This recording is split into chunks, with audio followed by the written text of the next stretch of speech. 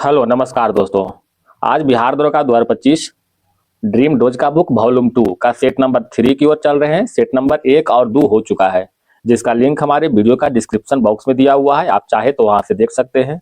अगर इन सभी सेट का दोस्तों फुल सेट का पीडीएफ चाहिए तो हमारे टेलीग्राम चैनल से अवश्य ज्वाइन करें। आपको वहां से बहुत सारे एग्जाम का पीडीएफ और क्यूज दोनों मिलेगा, आप वहां से लाभ उठा सकते हैं। तो आइए दोस्तों, हम लोग सेट नंबर 3 की ओर चलते हैं दोस्तों। क्वेश्चन नंबर 1 से मेरे साथ बने रहिएगा दोस्तों। निम्नलिखित कथनों पर विचार करें। विचार कीजिए दोस्तों। कहता है सीएनजी गैस पेट्रोल एवं डीजल की तुलना में प्रदूषण कम फैलाता है। बिल्कुल सही है। हीलियम एक हल्की गैस है लेकिन हाइड्रोजन से नहीं, ये भी सही बात है। दोनों को दोनों कथन क्या है, सत्य है। ऑप्शन नंबर सी हो जाएगा। क्वेश्चन नंबर 2, असत्य कथन को चयन करने के लिए करा है दोस्तों। एलपीजी सामान्यतः प्रोपेन ब्यूटेन इथेन का मिश्रण है, ये भी सही है। ठीक है। गोताखोर सांस लेते हैं हीलियम और ऑक्सीजन का मिश्रण, ये भी सही है। ठोस कपूर से कपूर वाष्प बनने की प्रक्रिया को ऊर्ध्वपातन कहते हैं। जब पानी में साधारण नमक मिलाया जाता है तो पानी का क्वथनांक बिंदु और हिमांक बिंदु क्रमशः घटेंगे और बढ़ेंगे, ये गलत है दोस्तों। पानी का क्वथनांक बिंदु जो है बढ़ेगा, ठीक है, घटेगा नहीं, बढ़ेगा, और हिमांक बिंदु जो है घटेगा। ठीक है। यहाँ पर क्या दिया था, क्वथनांक बिंदु घटेगा, जो कि गलत था। तो 4 नंबर गलत है, option number D. Question number आते हैं दोस्तों 3 की ओर। कहता है मीथेन का रासायनिक सूत्र क्या है। मीथेन का रासायनिक सूत्र CH4 है, ऑप्शन नंबर सी हो जाएगा। N2O को हास्य गैस कहते हैं, हास्य गैस। और CO2 को आप जानते हैं दोस्तों, कार्बन डाइऑक्साइड, NH3 अमोनिया। ठीक है।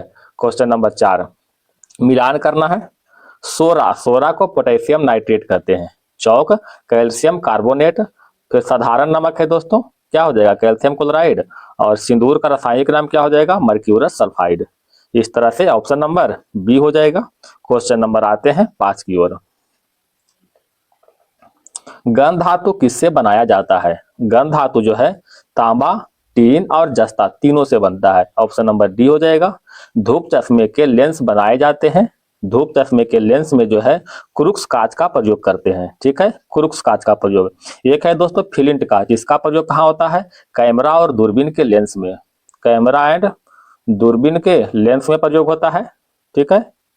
और आपको ये क्या कहता है, क्राउन कांच, इसका प्रयोग कहाँ होता है दोस्तों, चश्मा के लेंस में। चश्मा के लेंस में जो है आपको क्राउन कांच का प्रयोग होता है। ये सोडा कांच जो है ट्यूबलाइट में, ट्यूब लाइट में सोडा कांच का प्रयोग करते हैं। ऑप्शन नंबर बी हो जाएगा, धूप चश्मा में क्रुक्स कांच। क्वेश्चन नंबर 7, अंगों का अध्ययन कहलाता है। अंगों का अध्ययन ऑर्गेनोलॉजी कहते हैं, ऑर्गेनोलॉजी। ऑप्शन नंबर सी हो जाएगा। ठीक है। हिप्नोलॉजी में नींद का अध्ययन कहते हैं, नींद का अध्ययन। और एक है दोस्तों राइनोलॉजी, राइनोलॉजी में कान नाक गला का अध्ययन होता है, कान नाक गला का अध्ययन।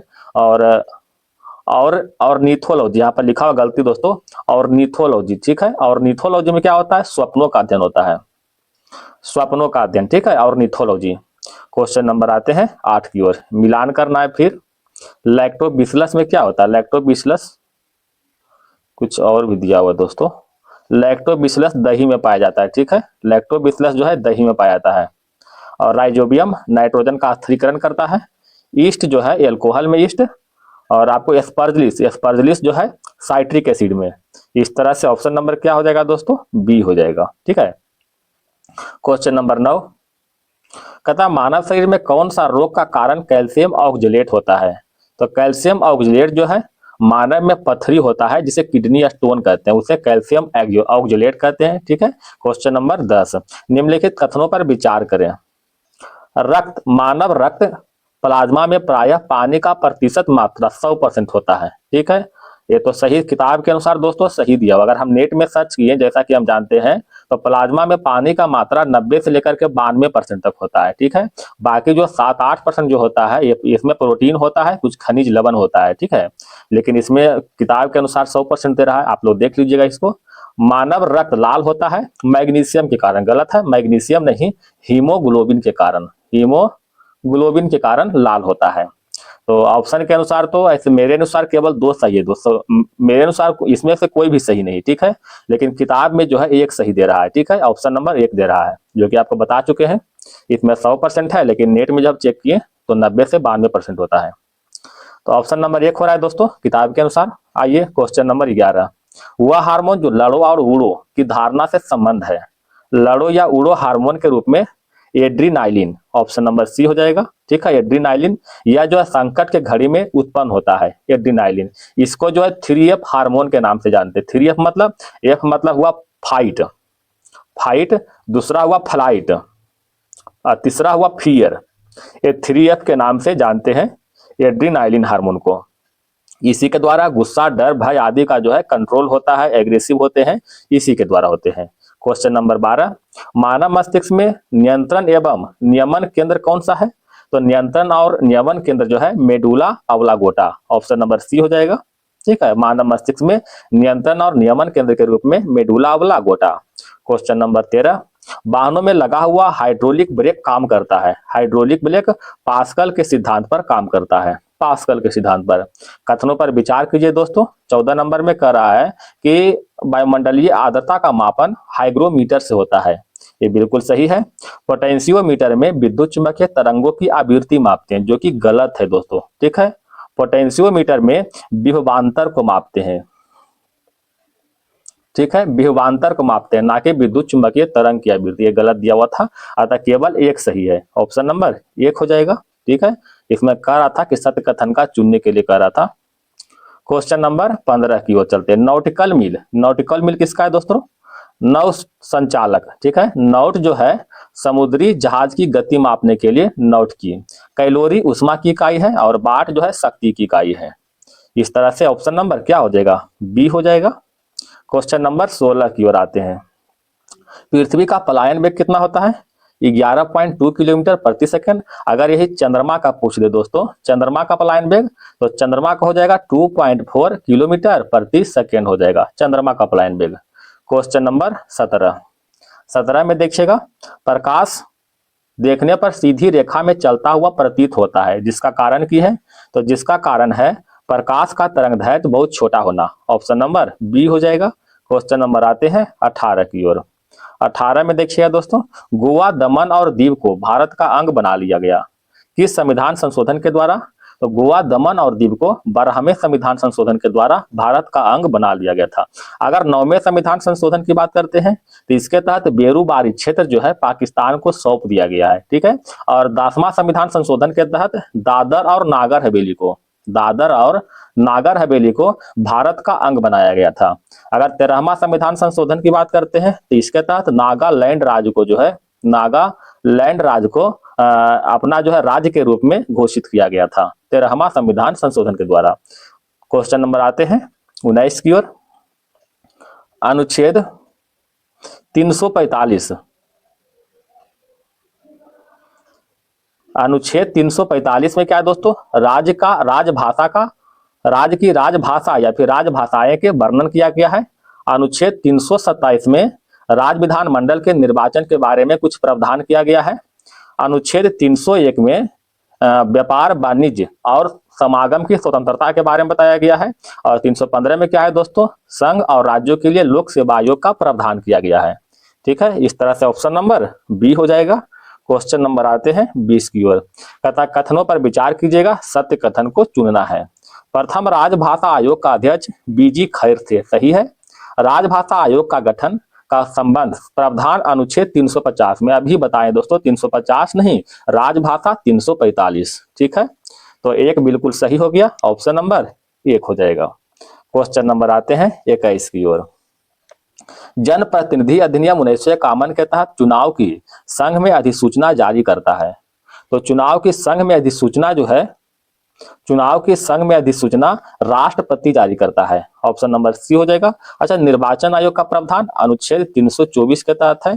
संसद का गठन अनुच्छेद 79, ठीक है। भारत का एक राष्ट्रपति होगा अनुच्छेद 52। राष्ट्रपति के कार्यपालिका शक्ति 53। चुनाव होगा 54 के तहत, ठीक है। क्वेश्चन नंबर 22 आते हैं। संसद में जब कोई सदस्य किसी प्रश्न का लिखित उत्तर चाहता है तो किस प्रकार का प्रश्न पूछता है, बताइएगा दोस्तों। तो अतारांकित प्रश्न पूछता है, ठीक है, अतारांकिक। क्वेश्चन नंबर आते हैं 23 की ओर। वित्तीय आपातकाल की स्थिति में केंद्र और राज्यों के मध्य धन संबंधी विभाजन के उपबंध में आवश्यक संशोधन किया जा सकता है, किसके द्वारा? तो संसद के द्वारा, संसद राष्ट्रपति के द्वारा दोस्तों, ठीक है, राष्ट्रपति के द्वारा। वित्तीय आपातकाल की स्थिति में केंद्र और राज्य के मध्य धन संबंधी विभाजन के उपबंधों में आवश्यक संशोधन किया जाता है राष्ट्रपति के द्वारा। क्वेश्चन नंबर 24, संविधान में अनुसूचित जनजाति के लिए राष्ट्रीय आयोग का प्रावधान है। अनुसूचित जनजाति के लिए राष्ट्रीय आयोग का प्रावधान अनुच्छेद 338 का ए के तहत, ठीक है। अगर अनुसूचित जाति रहेगा यहाँ पर तो 338 के तहत, अगर पिछड़ी जाति रहेगा तो कितना हो जाएगा दोस्तों? 338 के बी के तहत हो जाएगा, ठीक है। अच्छा, ऑप्शन नंबर सी में दिया हुआ अनुच्छेद 371, इसके तहत जो है नागालैंड राज्य को विशेष राज्य का एक तरह से उपबंध के बारे में दिया गया है। और 372 के तहत असम राज्य के संबंध में विशेष उपबंध के बारे में बताया गया है। क्वेश्चन नंबर 25, भारत सरकार ने अनुच्छेद 21 के अधीन प्राप्त अधिकारों को कब निलंबित किया है? तो 1962 में चीनी आक्रमण, 1971 में पाकिस्तान आक्रमण, 1975 में आंतरिक अशांति दौरान, सभी के सभी से हो जाएगा, ठीक है। अच्छा, ये निलंबन कब हुआ था दोस्तों? आपातकाल का प्रावधान जो है भारत के संविधान के अनुच्छेद 352 के तहत होता है। इसके तहत राष्ट्रीय आपातकाल के प्रावधान है। यह आपातकाल 3 बार लग चुका है। 1962 में भारत चीन युद्ध के समय, 1971 में भारत पाकिस्तान युद्ध के समय, 1975 में आंतरिक अशांति के समय। तीनों में जब मतलब हुआ था तो अनुच्छेद 21 को निलंबित कर दिया गया था। क्वेश्चन बहुत बार पूछता है दोस्तों कि राष्ट्रीय आपातकाल के समय कौन सा अनुच्छेद निलंबित नहीं होता है? तो अनुच्छेद 20 और 21 निलंबित नहीं होता है, लेकिन कुछ परिस्थिति में इसको निलंबित किया जा सकता है, जैसे कि आप देख सकते हैं, ठीक है। क्वेश्चन नंबर 26, भारतीय संविधान में प्रस्तावना की भाषा का स्रोत कौन सा देश से लिया गया है? प्रस्तावना की भाषा ऑस्ट्रेलिया के संविधान से लिया गया है। अच्छा, आयरलैंड संविधान की बात करते हैं दोस्तों, तो यहाँ से डीपीएसपी लिया गया है, मतलब राज्य का नीति निर्देशक तत्व। तो जापान के संविधान की बात करते हैं तो विधि द्वारा स्थापित प्रक्रिया लिया गया है। और फ्रांस की बात करते हैं तो गणतंत्रात्मक व्यवस्था लिया गया, ठीक है, गणतंत्रात्मक व्यवस्था फ्रांस से। क्वेश्चन नंबर 27, संविधान के वह अनुच्छेद जिसके अनुसार संघ की भाषा और हिंदी और लिपि देवनागरी को स्वीकार किया गया है, ठीक है। संविधान का वह अनुच्छेद जिसके अनुसार संघ की भाषा हिंदी और लिपि देवनागरी स्वीकार किया गया है, अनुच्छेद 343 के 1 के तहत, ठीक है। अच्छा, अनुच्छेद 344 का 1 में क्या है दोस्तों? राजभाषा आयोग का गठन किया गया है, 344 के 1 में।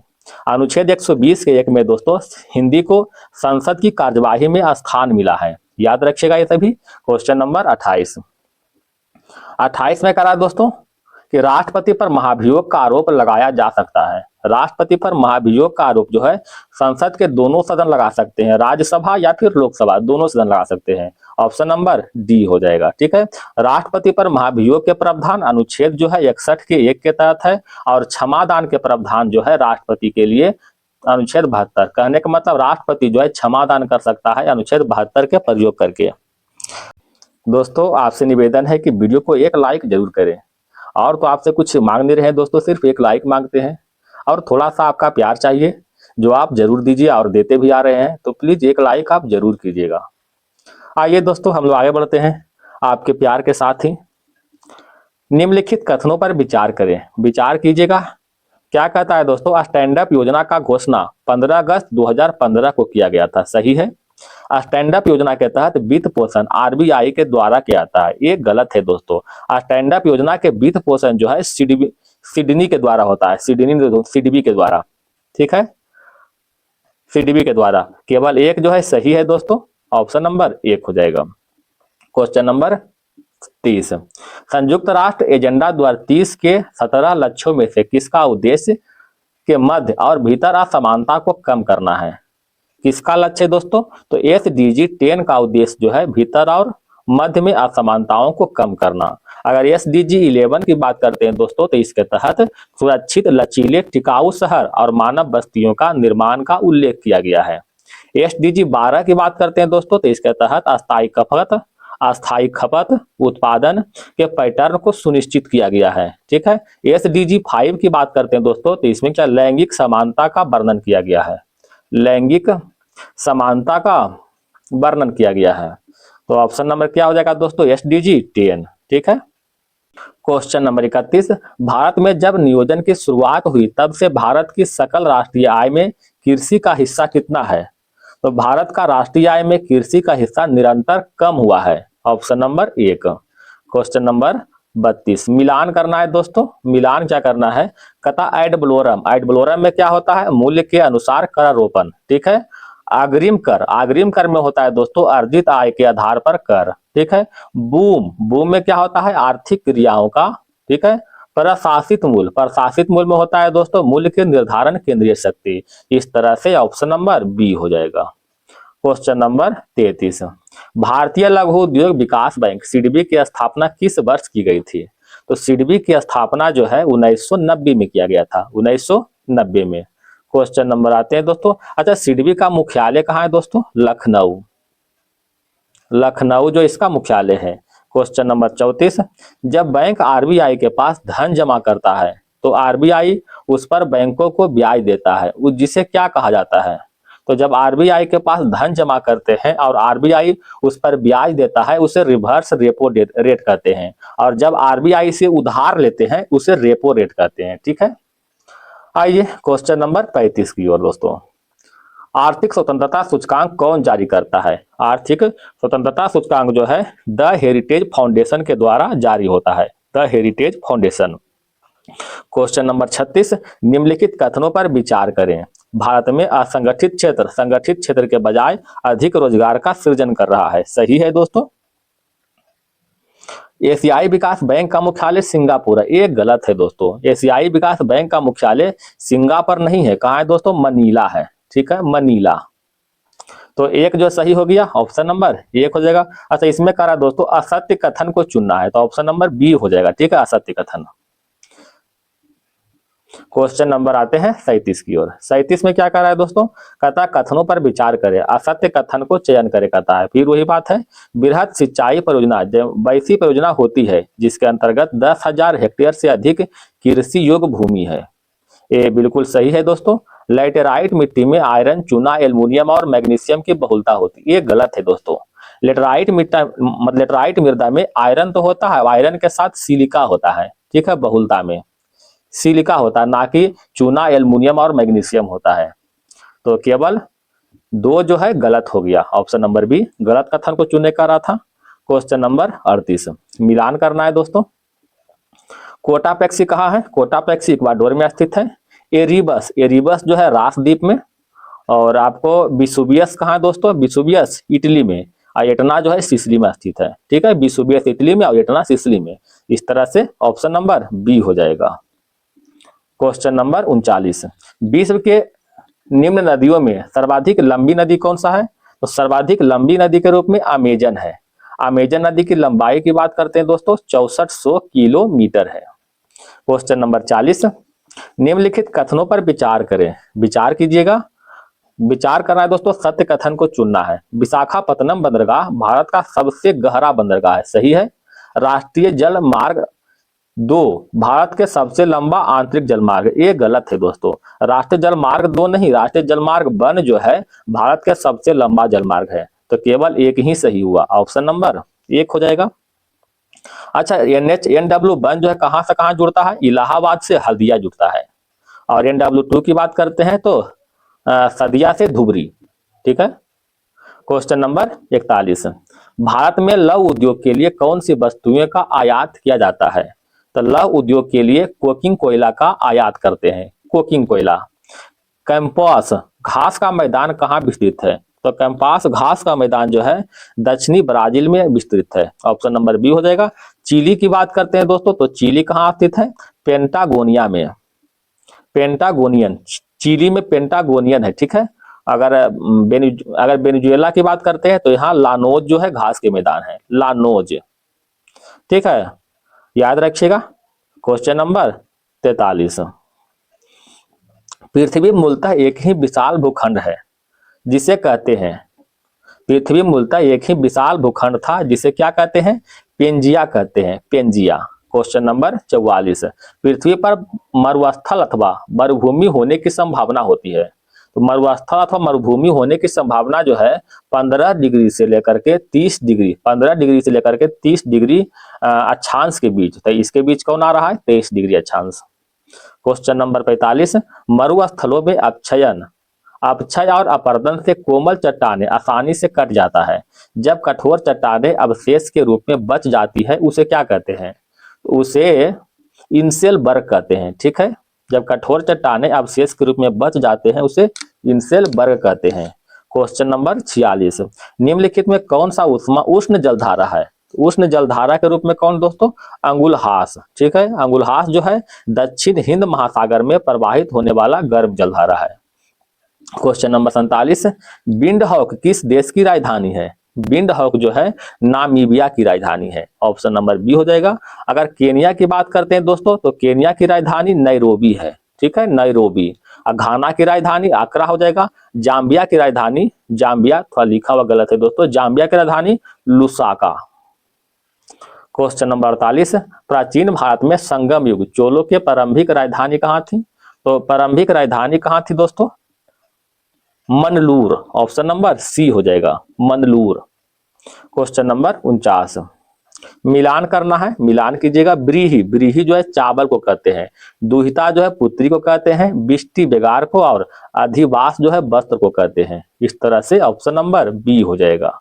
क्वेश्चन नंबर 50, भारत रोम व्यापार में भारत को हो रहे एक तरफा लाभ के लिए किस प्राचीन विदेशी लेखक ने आंसू बहाए थे।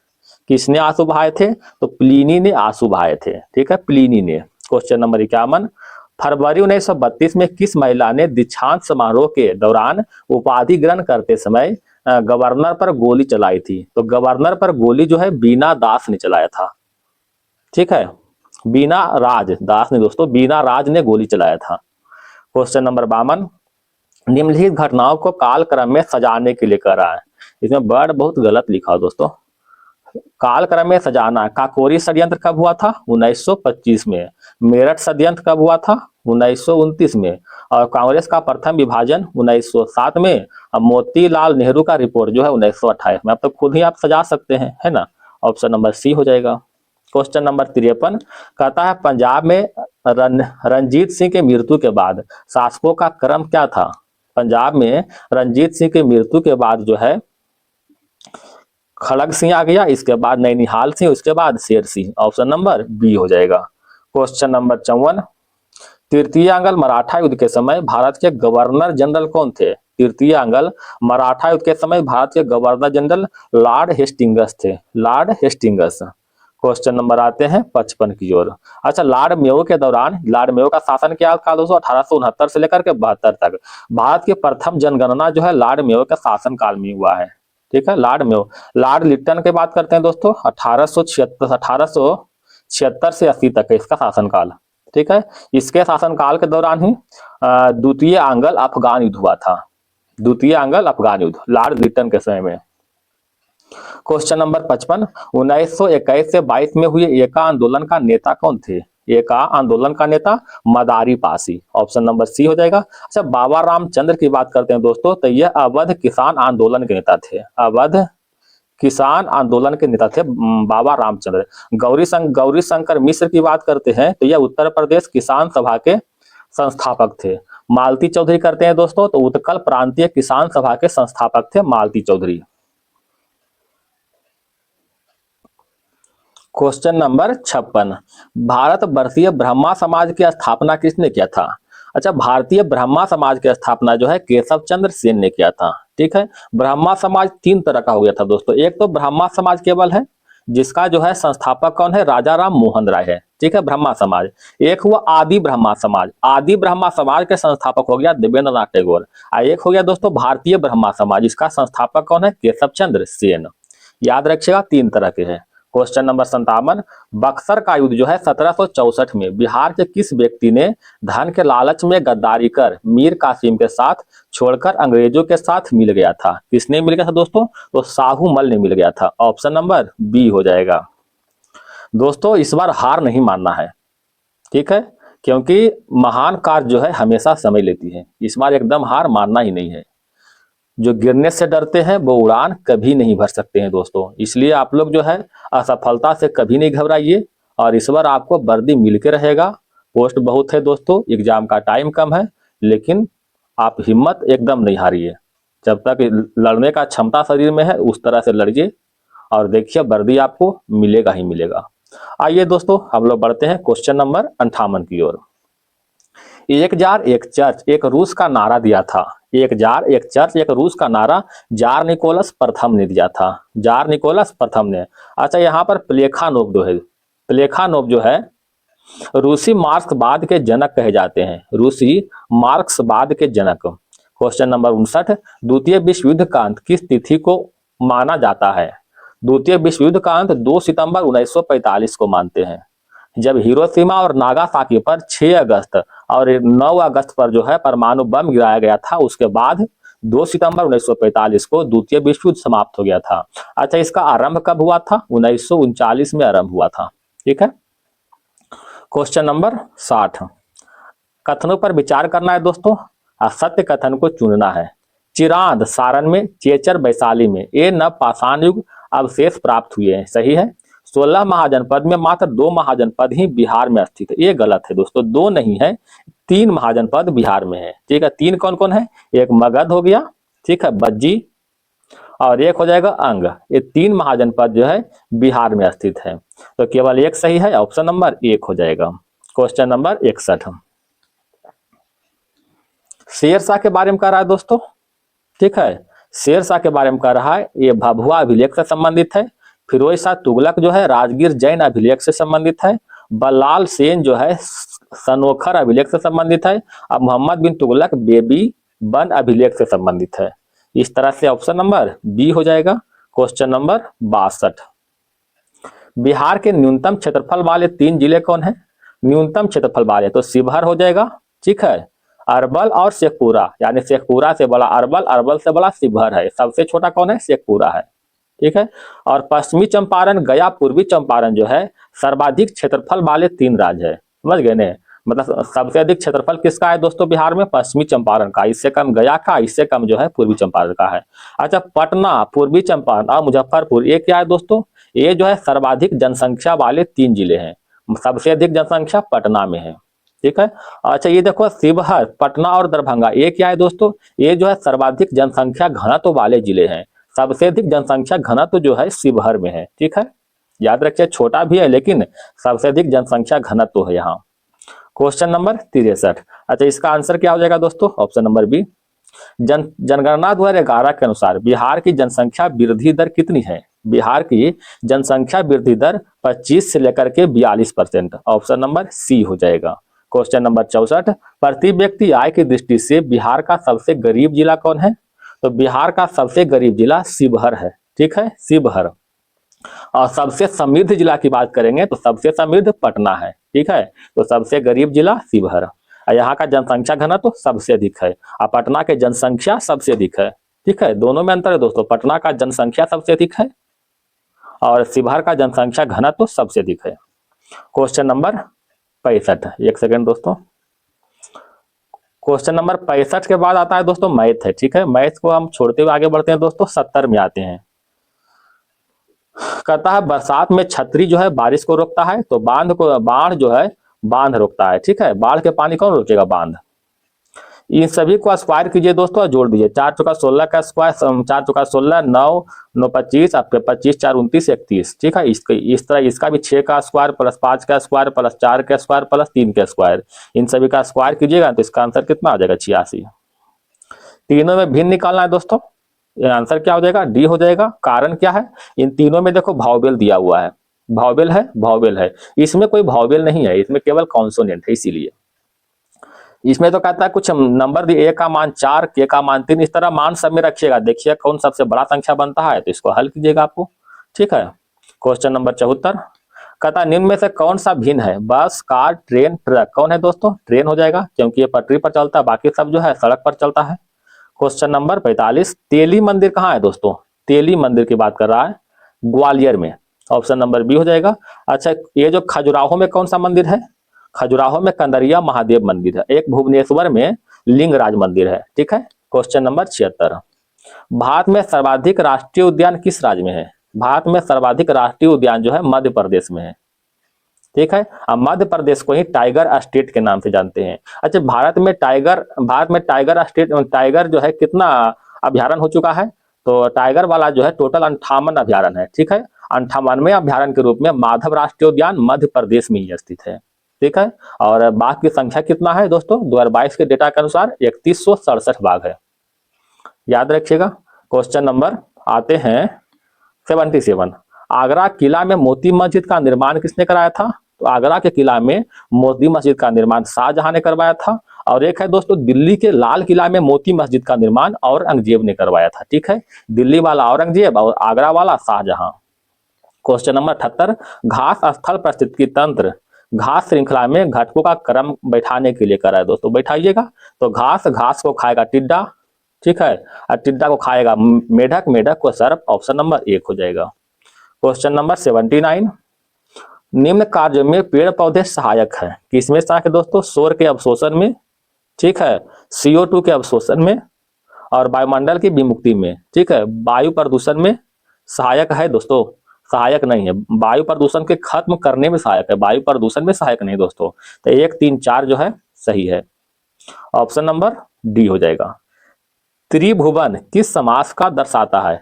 त्रिभुवन जो है द्विगु समास को दर्शाता है। ठीक है।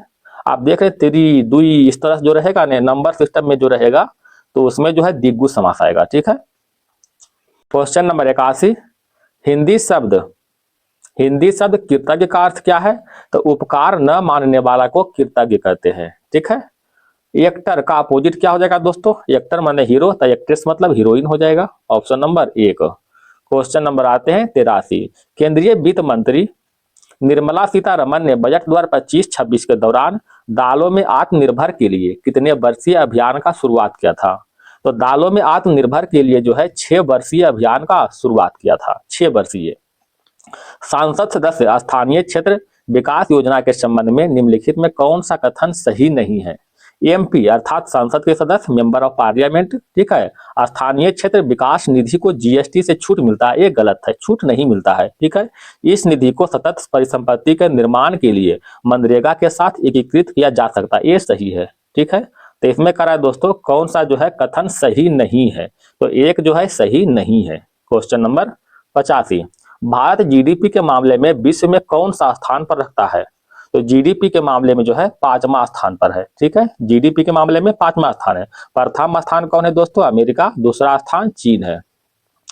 5वां स्थान भारत का है। क्वेश्चन नंबर 86, 3 मार्च 2025 को जारी पहली डॉल्फिन गणना रिपोर्ट के अनुसार डॉल्फिन की संस्था के मामले में बिहार का स्थान कौन सा है? तो डॉल्फिन के मामले में बिहार का स्थान दूसरा हो गया। अच्छा, प्रथम स्थान किसका है दोस्तों? उत्तर प्रदेश का है। ठीक है। सबसे अधिक डॉल्फिन उत्तर प्रदेश में, उससे कम बिहार में है। क्वेश्चन नंबर 87, बीमस्टेक युवा शिखर सम्मेलन कहाँ हुआ था? बीमस्टेक युवा शिखर सम्मेलन गांधीनगर गुजरात में संपन्न हुआ था। ठीक है। गांधीनगर गुजरात में। क्वेश्चन नंबर 88, भारत में पहला AI विश्वविद्यालय किस राज्य में स्थापित किया जा रहा है? तो AI विश्वविद्यालय जो है महाराष्ट्र में स्थापित किया जा रहा है। अमृत भारत योजना, भोजना दिया दोस्तों, योजना। ठीक है। योजना के तहत बिहार का पहला विकसित स्टेशन होगा। तो बिहार का पहला विकसित स्टेशन जहानाबाद। ठीक है। अमृत भारत योजना के तहत बिहार का पहला विकसित station Jehanabad. The new icon Savarkar and fact किसकी पुस्तक है? The new icon Savarkar and fact Arun Shourie की पुस्तक है। ठीक है। अगर हम लोग चेतन भगत की बात करते हैं दोस्तों तो क्या हो जाएगा? हाफ गर्लफ्रेंड नामक पुस्तक चेतन भगत। ठीक है। Half girlfriend. कैलाश सत्यार्थी की बात करते हैं दोस्तों तो इनका पुस्तक है दिया सलाई। ठीक है। दिया सलाई। क्वेश्चन नंबर 91, विश्व सामाजिक न्याय दिवस कब मनाया जाता है? विश्व सामाजिक न्याय दिवस 20 फरवरी को मनाते हैं। ऑप्शन नंबर बी हो जाएगा। क्वेश्चन नंबर 92, पैरा तीरंदाजी एशिया कप 2025 का विजेता कौन था? पैरा तीरंदाजी एशिया कप 2025 का विजेता बताइएगा दोस्तों। भारत। ऑप्शन नंबर बी हो जाएगा। Question number 93, ICC champions trophy 2025 में सबसे तेज 200 वनडे क्रिकेट तक पहुंचाने वाला खिलाड़ी कौन बने हैं? 200 वनडे विकेट तक जो है मोहम्मद शमी। क्वेश्चन नंबर 94, 17वां ब्रिक्स शिखर सम्मेलन का आयोजन कहाँ हुआ था? 17वां ब्रिक्स शिखर सम्मेलन का आयोजन रियो डी जेनेरियो ब्राजील में। वर्ष 2027 में 39वें राष्ट्रीय खेल की मेजबानी करने वाला राज्य कौन होगा? तो 39वें राष्ट्रीय खेल मेघालय में होगा दोस्तों, ठीक है। 38वें राष्ट्रीय खेल उत्तराखंड में हो चुका है, ठीक है। 38वां राष्ट्रीय खेल उत्तराखंड में हो चुका है, 39वें राष्ट्रीय खेल मेघालय में संपन्न होगा। क्वेश्चन नंबर 96, अच्छा रंगीन मॉनिटर में कुल कितने रंग आते हैं? अच्छा रंगीन मॉनिटर में कुल 256 रंग आते हैं, ठीक है। क्वेश्चन नंबर 97, द आइलैंड के जो है क्या हो जाएगा दोस्तों? Colombo. The island Colombo People's Daily Beijing का है, प्रावदा जो है प्रावदा मास्को का है, और लामांद पेरिस का है। ये सभी समाचार पत्र है दोस्तों, याद रखिएगा। क्वेश्चन नंबर, तो इसका आंसर क्या हो जाएगा बताइएगा? ऑप्शन नंबर बी हो जाएगा। क्वेश्चन नंबर 98, केंद्रीय खनन अनुसंधान केंद्र कहाँ स्थित है? केंद्रीय खनन जो है धनबाद में स्थित है। अगर नई दिल्ली की बात करते हैं दोस्तों, नई दिल्ली के, तो भारतीय मौसम विज्ञान संस्थान नई दिल्ली में है। देहरादून की बात करते हैं तो केंद्रीय वन अनुसंधान संस्थान देहरादून में, और हैदराबाद में क्या है दोस्तों? Centre for DNA fingerprinting Hyderabad में है। क्वेश्चन नंबर 99, सर्वाधिक ऊंचाई पर अवस्थित झील कौन सा है? सर्वाधिक ऊंचाई पर अवस्थित झील टिटीकाका झील है। ऑप्शन नंबर सी हो जाएगा। क्वेश्चन नंबर 100 में कहा दोस्तों, ओलंपिक ध्वज को सर्वप्रथम फहराया गया था। ओलंपिक ध्वज को सर्वप्रथम एंटवर्प ओलंपिक में फहराया गया था। Option number B. क्वेश्चन समाप्त हो गया दोस्तों, धन्यवाद।